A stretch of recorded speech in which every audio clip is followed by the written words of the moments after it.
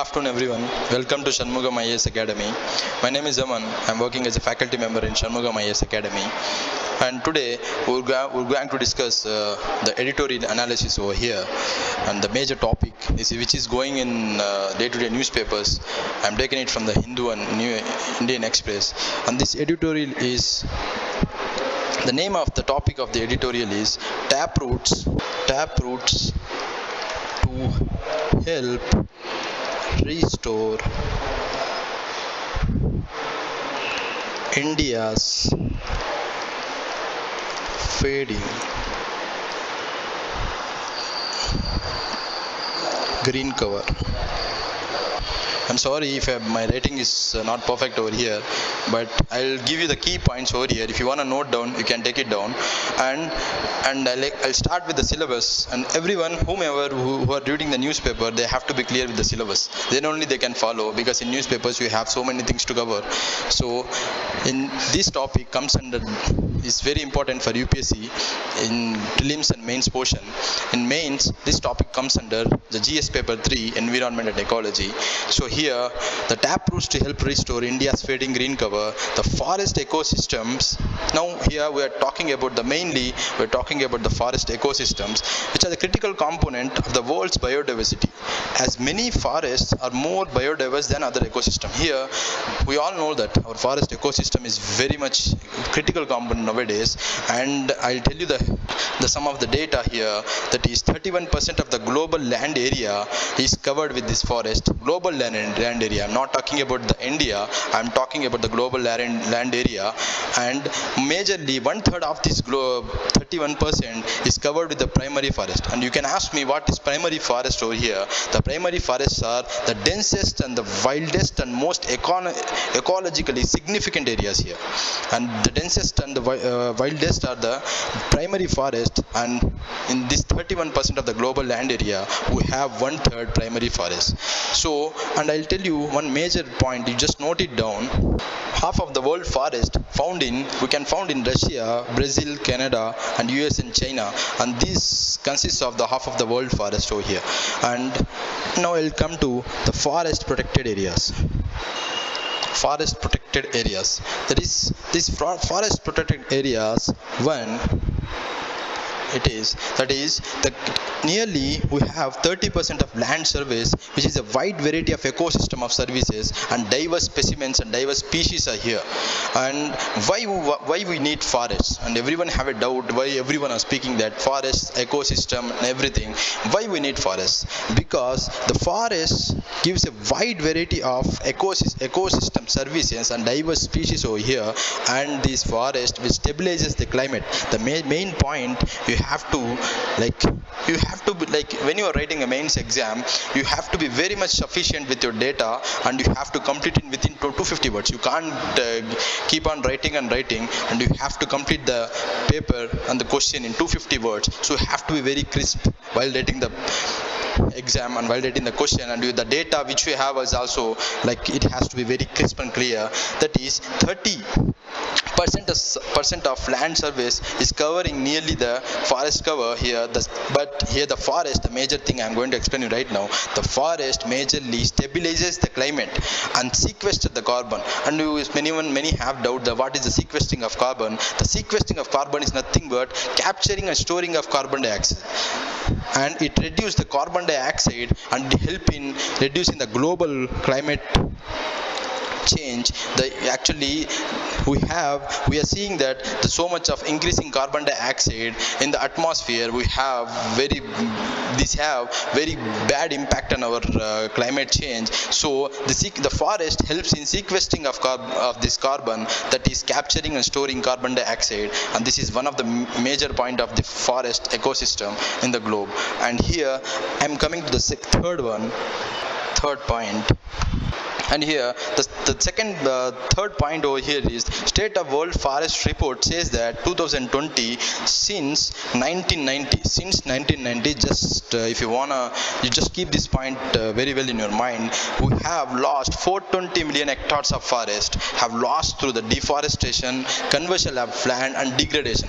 What is conversion of land? Conversion of land is nothing but we have been converting the lands to the industries and everything. This is called as conversion of land, and deforestation and land degradation is also happening. And 18% of the world forest area comes under the protected area. The protected area are also called as legally established area. The legally established area over here is the national parks and the sanctuaries and the community areas, which all we have are said to be the protected area. These protected areas are said to be legally established.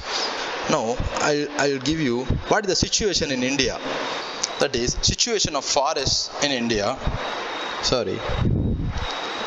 And here the 5.03% will take this. The 5% of Indian forests are under protection area management. That means we have some of the restoration strategies over here, and I have told you already the protection area management. The protection areas are established and legally established areas such as national parks. So we have 5% of Indian land is covered with this protected protected areas, and remaining areas witness range of disturbances such as I have told you, like deforestation and encroachment of fire and climate change and degradation. Everything is happening in the remaining part. And so here we're coming to the next point, and if students I'll keep on telling you, like here I'm not writing anything because it feel like I will be giving the notes in the next session. But right now while I am speaking, if you want to take notes, you can take notes. And because this is coming in newspapers more than 15 to 20 days, and I have giving you the crisp and gist of this topic, so you just take down points. And this is way how you have to approach the exam also while writing the mains, because you have to complete the exam in 250 words. That is for the question. So here another thing is you have to take the local research duly considering ecological aspects and the local disturbance. Here what I am saying is, in the simpler terms, we have to consider the local communities, the forest tribal area people who are mostly dependent on the forest systems and the mostly dependent on these communities who are mostly dependent on the forest. We have to have local research team has to consider their points to protect the forest and to conserve the forest system in our country. And this is a major thing, and we have to follow. And other thing is, India's increasing economic growth is helping eliminating poverty. India's increasing economic growth is helping in eliminating poverty, but there is a continued to be degradation and growing scarcity of natural resources. And why I am saying here this increasing economic growth in helping eliminating poverty, why I am bringing poverty in this climatic, in this forest ecosystem, because there is a link that there is a poverty and environmental degradation was first highlighted by India at the first UN Global Conference on the Human Environment in Stockholm. So there India has first highlighted this thing, that is there is a link between poverty and environmental degradation. So some of the key challenges. Now the next point is some of the key challenges what we should have, what we are having while this conserving the forest ecosystem. Here the local ecology with a research base and the forest restoration and tree planting are leading strategies to fight global warming by way of carbon sequestration. I have told you already, this forest system, the forest ecosystem is one of the major thing to bring down the global warming, that is the climate change, by capturing of carbon, that is sequestration of carbon, by capturing of not carbon dioxide. Okay, and here to consider local ecology, research being a scientific activity. Actually the research in this forest ecosystem is said to be one of the scientific activity, because the forest, nearly 18% of the global human population, has put immense pressure on the forest system. I am saying 18% of the global population. 18% of the global population has put immense pressure on the ecosystem. And because of this, in India, I'm talking to the point of India now, we have degraded 40% of the forest. And here these percentages is not important to you, so you have to understand. So I'm telling here, the degraded land is more than 40% because of this global human population who are immensely dependent on this ecosystem and who put more pressure on our ecosystem.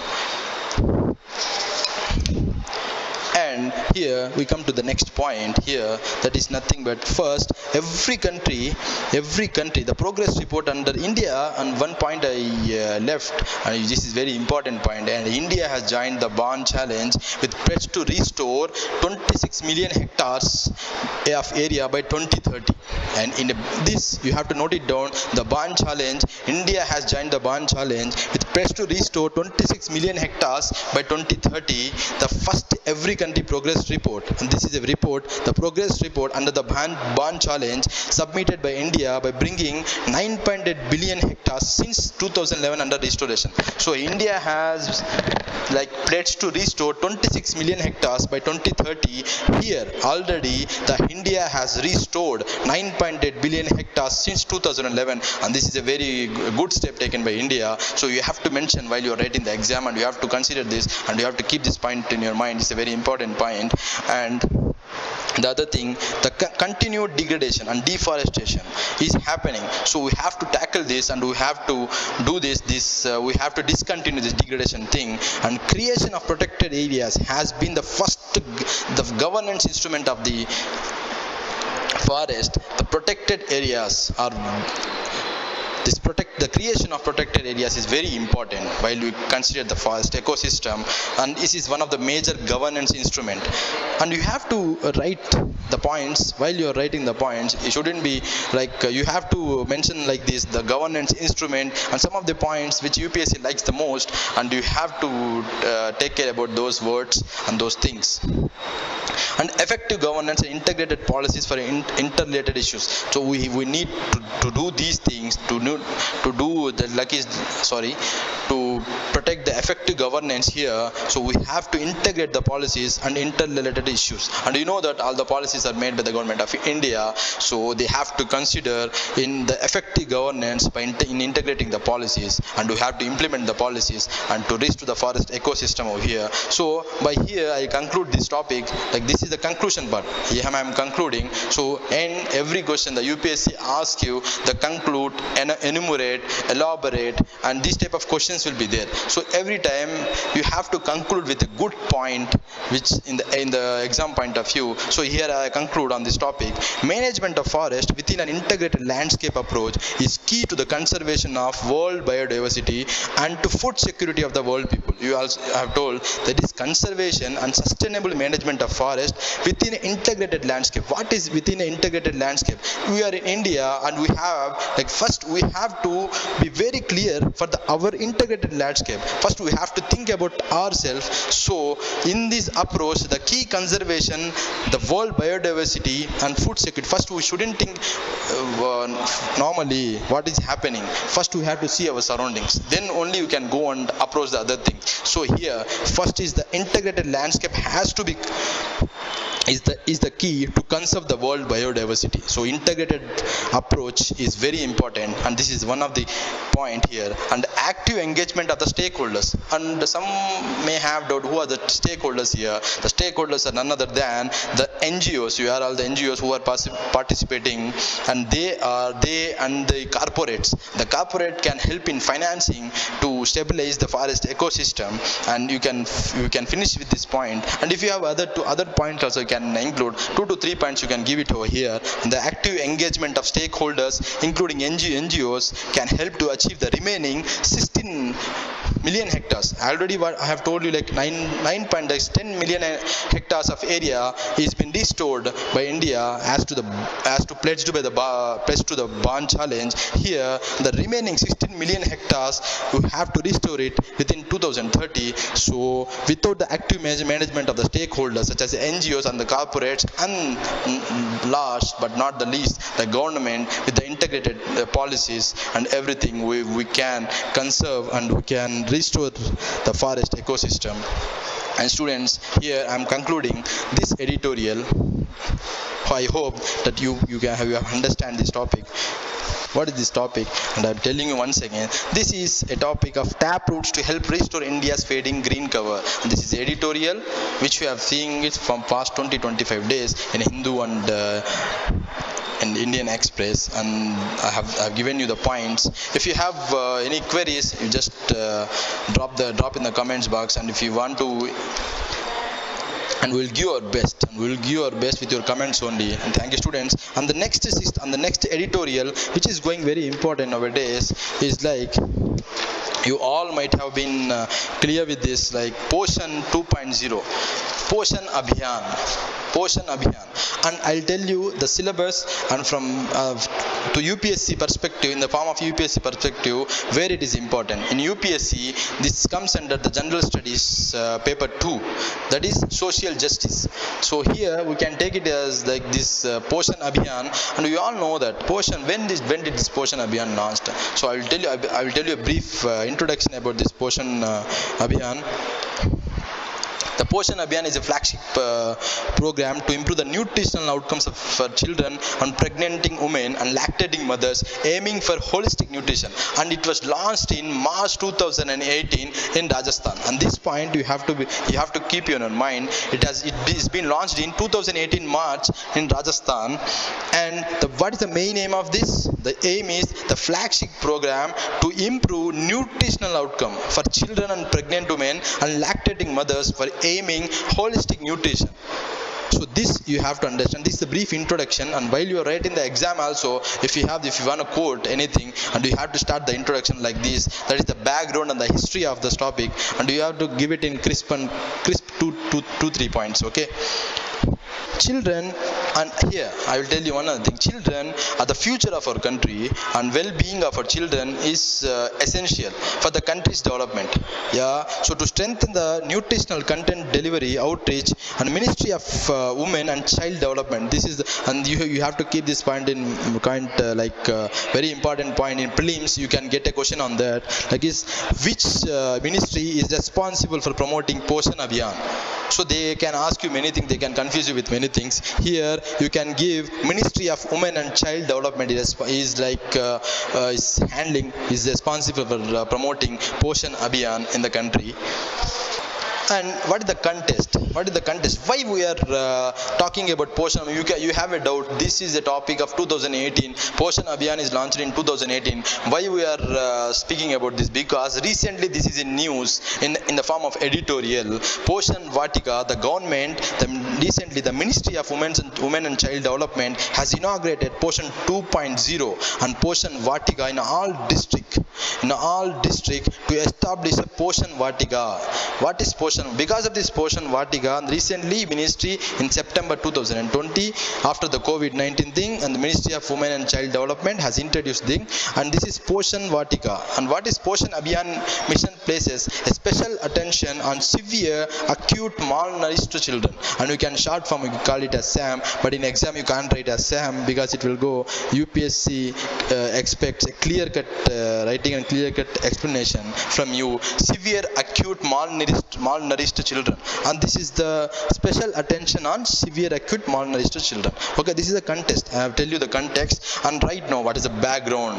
What is the background for this? Actually, in 2008, what happened? The distinguished international economist, and here I'll write to the topic Poshan 2.0, and this is the topic, that is Poshan Abhiyan. This is the scheme.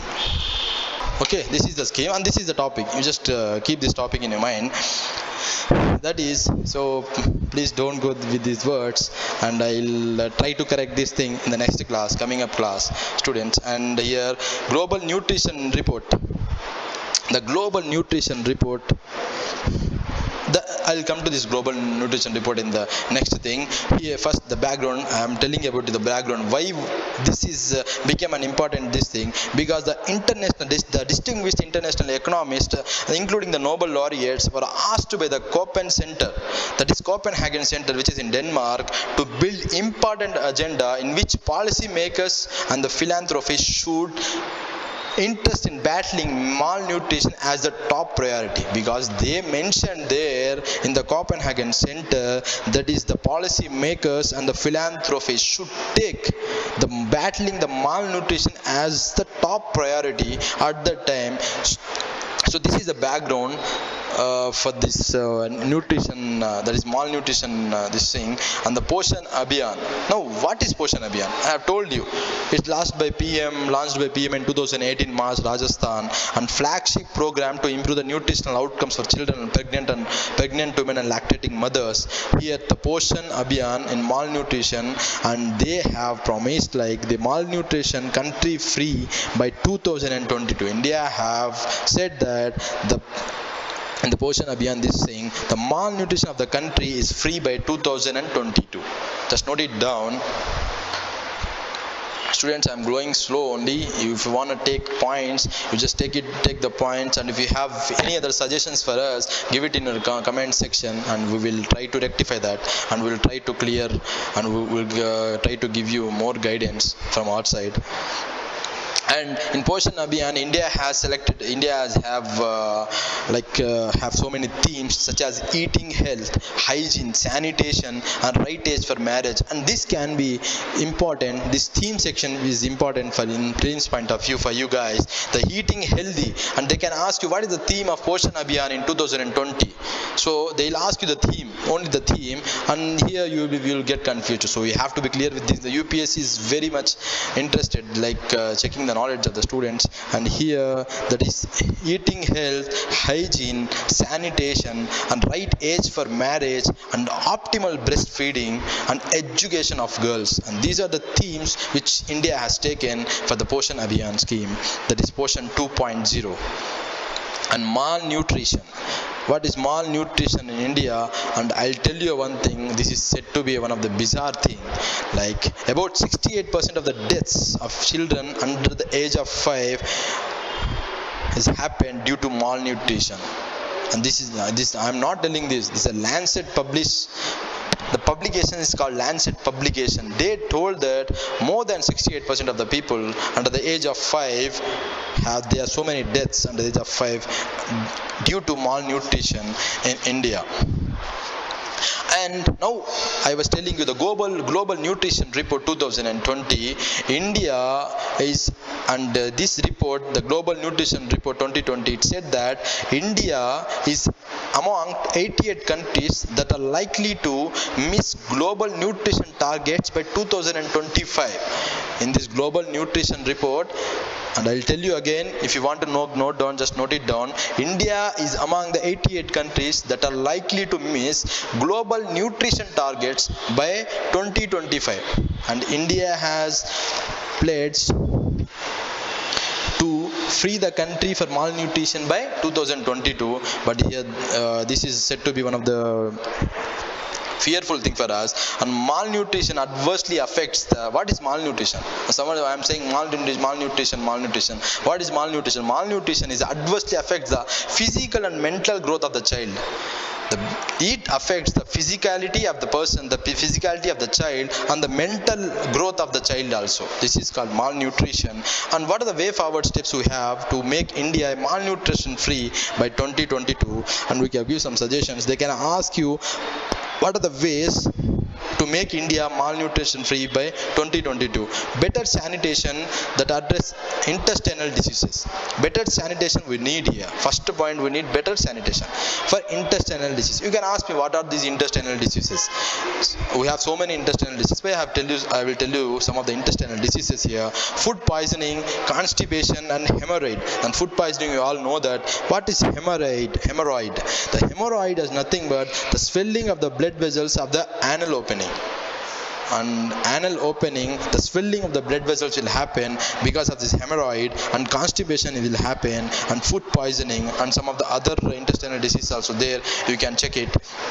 And we have to vaccinate our children against diseases for which vaccination is available. I'm not telling that for everything we have vaccine, but we here saying what are the vaccine we are available here. We have to vaccinate the children against these diseases, that is such as intestinal diseases. And counseling more women. Nowadays what happening in India, the breastfeeding rate has come down, and which reduces the immunity power of the children. And here the counseling for more women to breastfeed breastfeed babies for longer to improve immunity. Nowadays, why I am giving more importance to immunity after the COVID-19, the immunity, because the immunity of the person is very important to have a strong balance of the body. That is counseling more women to breastfeed babies for longer to improve the immunity. And these are some of the way forward steps to make India malnutrition free. And this won't happen by words, and this has to be taken by involving many ministries and departments and outside the nodal ones, bringing other stakeholders including the communities, and here including the communities, to build up a comprehensive nutrition response. So here I have told you these things I have told you, but these things will happen when there is an involvement of the ministries, departments and the stakeholders including the communities to build a comprehensive nutrition response. So here for this, and this is the way forward steps. And now I'll conclude this, because we shouldn't I have many points, but I can't in an exam perspective and an editorial perspective I have to and by concluding this, I'll conclude you with this, like is a safe and bright future for our children will translate into safe and bright future for the country.